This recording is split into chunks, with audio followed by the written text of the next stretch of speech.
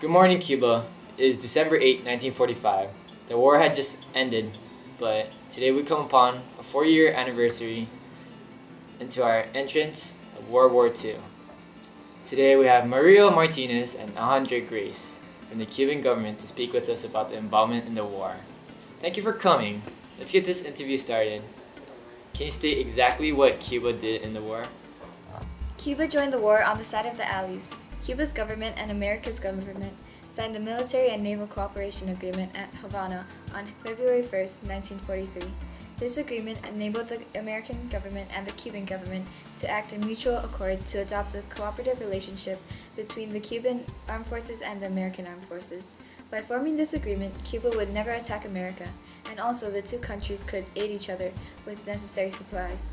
Due to our good relationships with the U.S., the Havana government had taken the bombing of Pearl Harbor as a declaration of war. Cuba gave little economic assistance, but we did participate in some military action.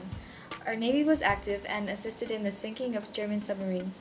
For example, on May 15, 1943, the Cuban anti-submarine ship SC-13, with American aid, sank the German submarine U-176. This is the actual picture of the U-boat that was sunk by the American and Cuban Navy in the 1940s. This U-boat was made to strike down Allied ships using stealth and torpedoes and other new technologies that the Germans developed. These types of German U-boats greatly modernized warfare during the 1900s. It changed everything that the people did during naval warfare. Now, instead of bringing out the big guns, it was all about stealth and using sonar to detect enemy ships. The limitation was that even though these ships had great value and revolutionized naval warfare, they were not impervious to destruction. With the combined power of the U.S. and Cuban Navy, this powerful U-boat, U-176, was destroyed. On September 1942, Cuba and the U.S. signed a naval and military cooperation agreement. Due to our geographic position, there was heavy maritime activity and exploitation of our natural resources, namely sugar. In addition, Cuba was strategically essential for maritime communications. Specifically, Guantanamo Harbor, San Antonio or Cayuga Air Base, and San Julian Air Base were important. However, the agreement made between Cuba and the U.S. was eventually denied and expired after the war, telling us that the agreement was not consistent. Who are the leaders of Cuba, and what socio-economic conditions do you feel exist here? General Batista, the 14th president of Cuba, legalized the Communist Party in 1943. San Martin, the 15th president of Cuba, was the first to openly defy U.S. dominance and support the lower classes, governed Cuba during World War II. In 1940, the Constitution of 1940 was created. It protects individual and social rights, supports full employment and minimum wage, extends Social Security, calls for equal pay for equal work. It enforced all these ideas that could have really helped Jews that were fleeing the Holocaust in Europe, but our country did not put this legal document to good use. If you consider our actions towards said Jews, the equal work, equal pay right was also in reference to the sexism against women. After the war, they almost had the same rights. Did we join the United Nations? Yes, we did so recently in October 1945, this year. Thank you for your time.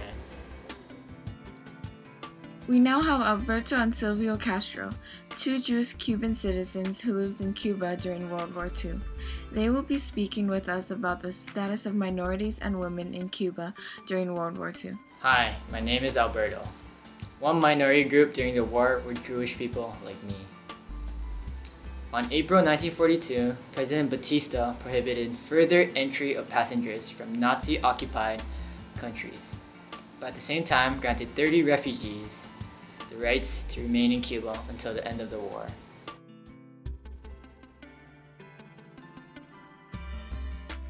This is the actual photo of the St. Louis ship taking the 930 Jewish refugees, which was taken on May 3, 1939. This picture reflects the unfortunate turn of events the Jews had to face when they finally thought they reached a safe haven.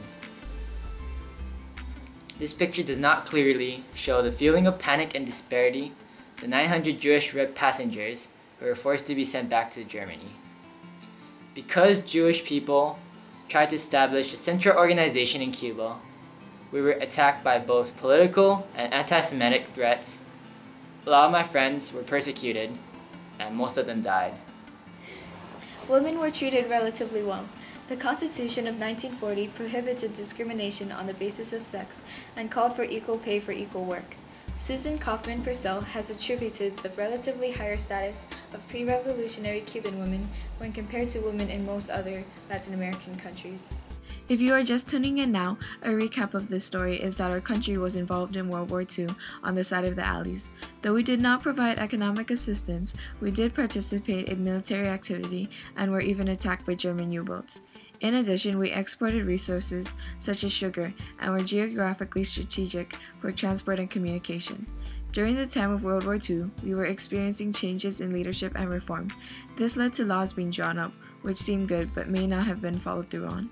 Minorities at this time were the Jews and the Japanese, who were both treated poorly by our government, though not as thoroughly as places such as the US acted against these ethnicities.